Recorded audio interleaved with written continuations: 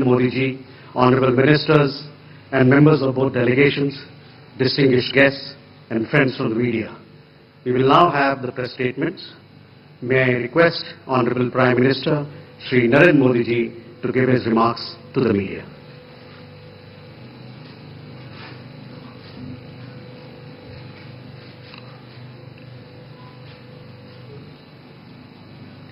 Your Excellency, प्रधानमंत्री मित्सोताकीस, दोनों देशों के डेलीगेट्स, मीडिया के साथियों, नमस्कार।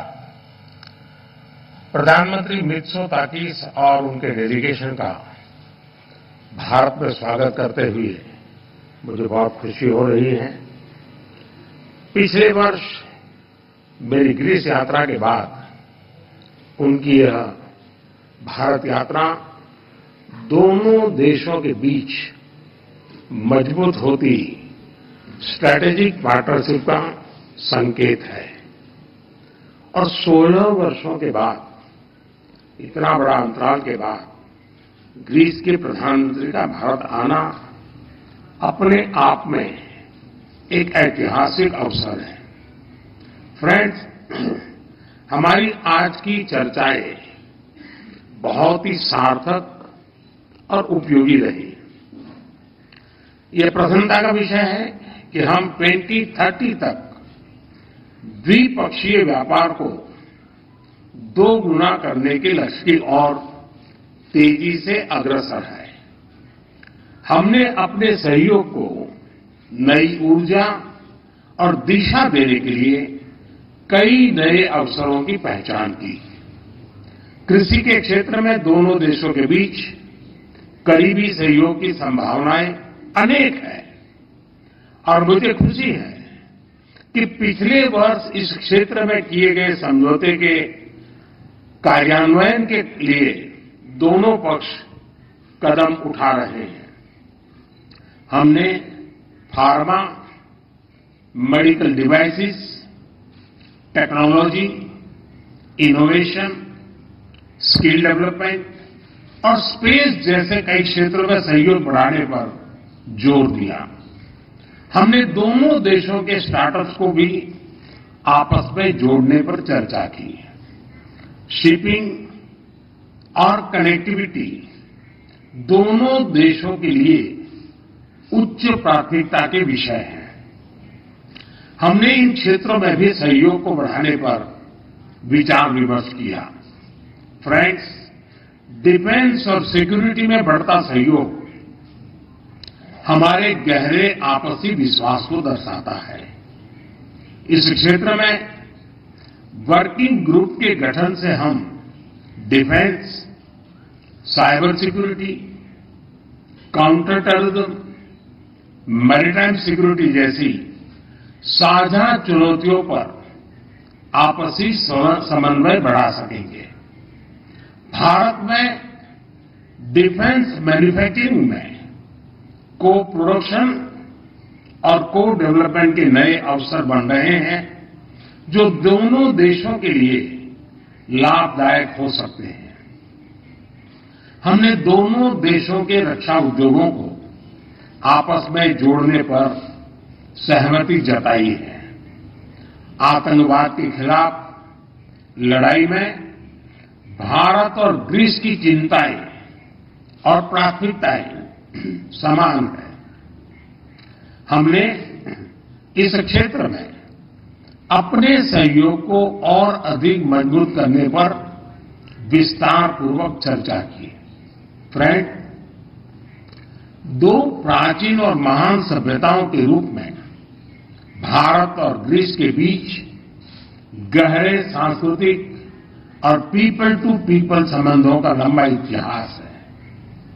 लगभग 2500 वर्षों से दोनों देशों के लोग व्यापारिक और सांस्कृतिक संबंधों के साथ साथ विचारों का भी आदान प्रदान करते हैं।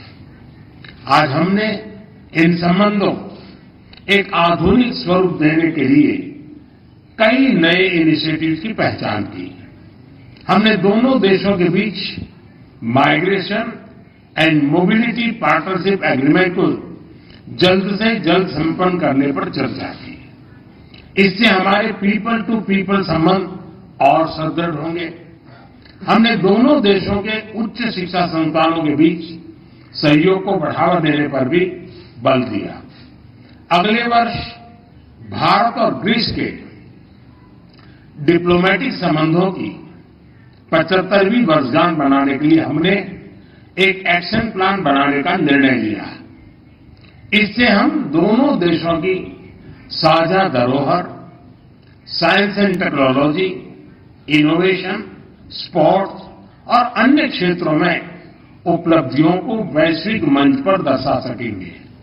फ्रेंड्स, आज की बैठक में हमने कई क्षेत्रीय और अंतर्राष्ट्रीय मुद्दों पर भी चर्चा की। हम सहमत हैं कि सभी विवादों और तनावों का समाधान डायलॉग और डिप्लोमेसी के माध्यम से ही किया जाना चाहिए। हम इंडो पैसिफिक में ग्रीस की सक्रिय भागीदारी और सकारात्मक भूमिका का स्वागत करते हैं। यह खुशी का विषय है कि ग्रीस ने इंडो पैसिफिक ओशन इनिशिएटिव से जुड़ने का निर्णय लिया है। पूर्वी मेडिटरेनियन क्षेत्र में भी सहयोग के लिए सहमति बनी है। भारत की G20 अध्यक्षता के दौरान लॉन्च किया गया आईमेक कॉरिडोर लंबे समय तक मानवता के विकास में महत्वपूर्ण योगदान देगा। इस पहल में ग्रीस भी एक अहम भागीदार बन सकता है। हम यूएन तथा अन्य वैश्विक संस्थानों के रिफॉर्म के लिए सहमत हैं ताकि इन्हें समकालीन बनाया जा सके। भारत और ग्रीस वैश्विक शांति और स्थिरता में योगदान देने के लिए अपने प्रयास जारी रखेंगे। एक्सेलेंसी, आज शाम आप रायसीना डायलॉग में चीफ गेस्ट के तौर पर शामिल होंगे। वहां आपका संबोधन सुनने के लिए हम सभी उत्सुक हैं। आपकी भारत यात्रा और हमारी उपयोगी चर्चा के लिए मैं आपका बहुत बहुत धन्यवाद करता हूं। Thank you, sir. May I now request His Excellency Mr. Kyriakos Mitsotakis, Prime Minister of the Hellenic Republic, to give his remarks to the media. Dear Prime Minister Modi, ladies and gentlemen, it is indeed with great pleasure that I am here in India for the first time in my official capacity, and the Prime Minister was right to point out that it has been 16 years since a Greek Prime Minister has visited a great country. And in Greece, last August, I had the distinct privilege of receiving Prime Minister Modi, who kindly extended an invitation for my official visit to India, and I have been eagerly looking forward to this trip ever since. And together with Prime Minister Modi, we continue building on the positive momentum in our bilateral relationship. The joint declaration that we signed in Athens a few months ago, and which upgraded our relationship to a strategic level, is already being put into practice. And as the Prime Minister said, we are making significant progress towards deepening the strategic cooperation in all spheres, in security and defense, investment and trade, science and technology, cyberspace, education, culture, tourism, agriculture. Greece and India are close to one another in many respects. Our shared values serve as the bridge that brings us closer. Both share, I would say, a certain ethos or dharam, as you call it. We both share, as the Prime Minister said, a strong commitment to international law, and especially the United Nations Convention on the Law of the Seas. We're both loyal to the principle of the UN Charter, diplomacy, and stability. And crucially, the world's oldest democracy, the world's visionary, a principled leader, and dare I say, a true friend, but also in the partnerships we have developed. Last year, we signed a memorandum of understanding in crucial areas such as agriculture and defense. And this year we are working, and I'm sure we will finalize very quickly, a very important agreement on migration and mobility. It will constitute a very important step towards strengthening our cooperation in issues such as legal migration, fighting human trafficking, but also offering young Indians an opportunity to come and work in Greece and benefit from the growth of our economy. And the prospects for strengthening our connection, thanks to the India and Middle East Europe corridor, what we call the IMEC project, which was launched by India during its G20 presidency, are even brighter. Greece, we just have to look at the map to realize this, is India's gateway to Europe. And through IMEC we see our participation as a very important aspect of this strategic partnership. But of course, as we discussed, in order to achieve this we need peace in the Middle East, and stability is the necessary condition for every project that aims to increase the greater prosperity of the greater region to the benefit of all countries involved. And several of my meetings here in India today, together with a very large delegation of Greek business representatives, focus on promoting our economic ties, with particular emphasis on sectors such as renewable energy infrastructure, our ports and shipping and logistics. And of course, we want to learn from the Indian miracle of information technology, and as we discussed, bring together our very vibrant startup communities. And mutual investments are a major goal in these bilateral relations. I am pleased to say we already have important Greek investments in India in many sectors, including food products, infrastructure, in transport and logistics. And of course, India is also beginning to invest in Greece. For example, an Indian company is building, together with a leading Greek construction company, the new airport on my home island of Crete. But of course, we need to be more ambitious when it also comes to trade flows, doubling our trade by 2030, why not earlier? And in every area, our cooperation, I think, shows great promise, not only bilaterally, but also in multilateral arenas, including the UN. Greece will support India's candidacy to the UN Security Council for the period 2028-2029. And of course, we also support and participate in the broader dialogue about reforming the UN itself in order to make it more representative of the shifting patterns of development and global power.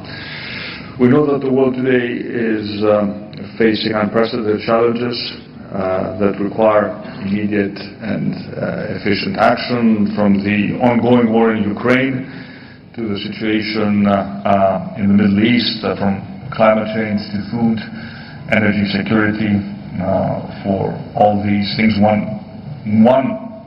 all these challenges, one thing is certain: in order for governments to tackle them, international partnerships and collective action is paramount. And India has a critical role to play in this endeavor. And we view India as one of the main pillars of stability and security in the broader region of the Indo-Pacific. And given your size, history, your strategic importance, it is a very positive development that India is assuming with vigor this new leadership role. We consider our country to constitute a pillar of stability in our own region, the Eastern Mediterranean, and it is this mutual commitment to peace that has brought us so close, and that will, I believe, foster and strengthen this strategic partnership. We have set a lot of very specific deliverables to our teams, and as we will be celebrating, as you pointed out, your Prime Minister, 75 years of diplomatic relations next year, I think this gives us the added impetus to work towards materializing this very ambitious agenda.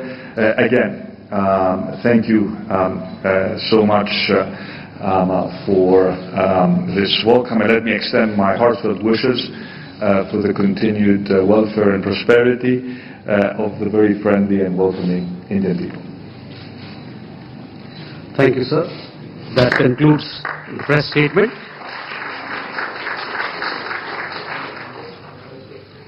Please be seated as the dignitaries exit the room.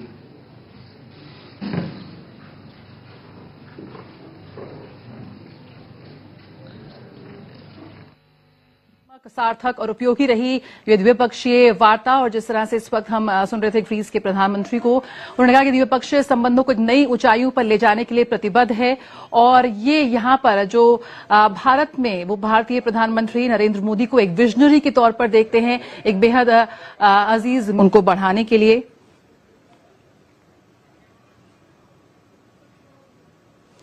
Bharat और Greece द्विपक्षीय रूप से अपने संबंधों को बेहद महत्वपूर्ण रूप से आगे बढ़ा रहा है।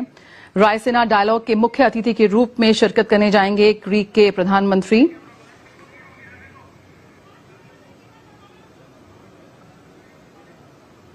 तो दोनों देशों के बीच प्रतिनिधि मंडल स्तर की वार्ता भी हुई। एक विशेष प्रतिनिधि मंडल यानी कि डेलीगेशन आया है ग्रीस से भारत। 15 वर्षों के बाद ग्रीस से भारत की पहली द्विपक्षीय यानी कि राष्ट्राध्यक्ष सरकारी स्तर पर यह यात्रा हो रही है।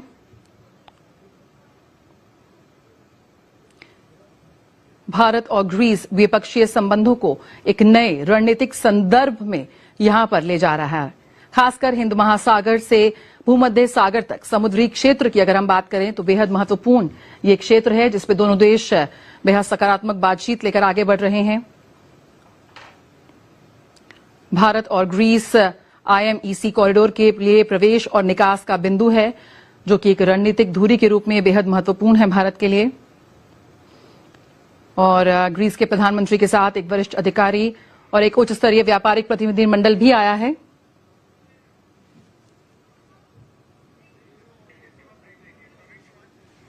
उनको बढ़ाने के लिए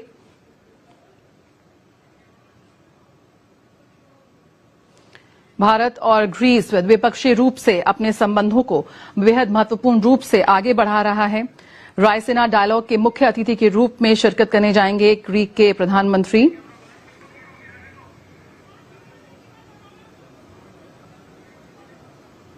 तो दोनों देशों के बीच प्रतिनिधि मंडल स्तर की वार्ता भी हुई।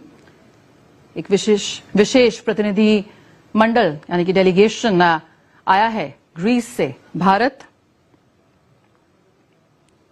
15 वर्षों के बाद ग्रीस से भारत की पहली द्विपक्षीय यानी कि राष्ट्राध्यक्ष सरकारी स्तर पर यह यात्रा हो रही है।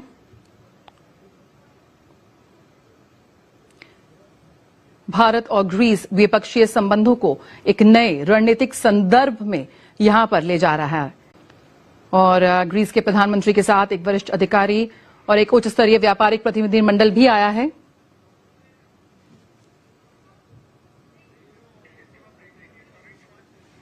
उनको बढ़ाने के लिए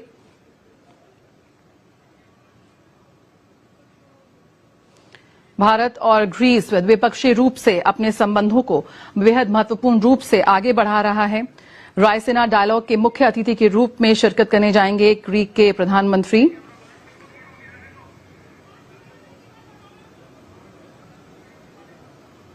तो दोनों देशों के बीच प्रतिनिधि मंडल स्तर की वार्ता भी हुई।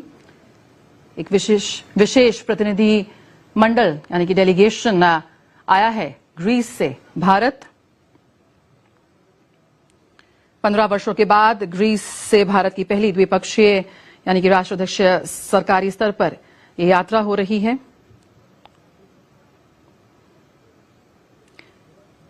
भारत और ग्रीस द्विपक्षीय संबंधों को एक नए रणनीतिक संदर्भ में यहां पर ले जा रहा है।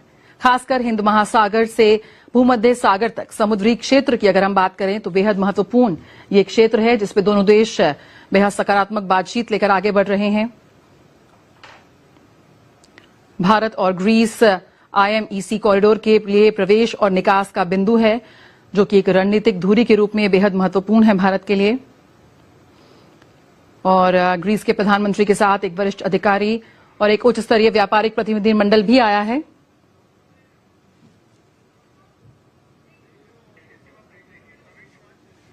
उनको बढ़ाने के लिए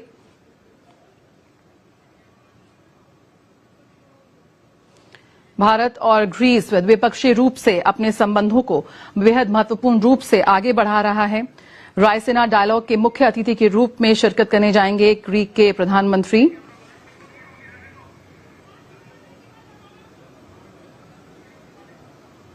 तो दोनों देशों के बीच प्रतिनिधि मंडल स्तर की वार्ता भी हुई। एक विशेष प्रतिनिधि मंडल यानी कि डेलीगेशन आया है ग्रीस से भारत। 15 वर्षों के बाद ग्रीस से भारत की पहली द्विपक्षीय यानी कि राष्ट्राध्यक्ष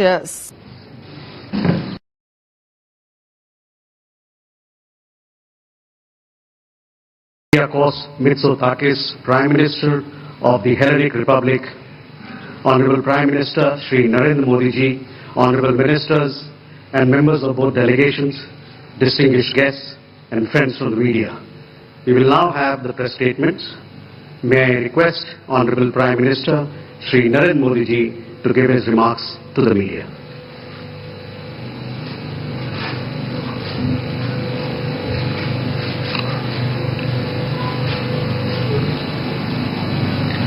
Your Excellency, प्रधानमंत्री मित्सोताकिस, दोनों देशों के डेलीगेट्स, मीडिया के साथियों, नमस्कार। प्रधानमंत्री मित्सोताकिस और उनके डेलीगेशन का भारत में स्वागत करते हुए मुझे बहुत खुशी हो रही है। पिछले वर्ष मेरी ग्रीस यात्रा के बाद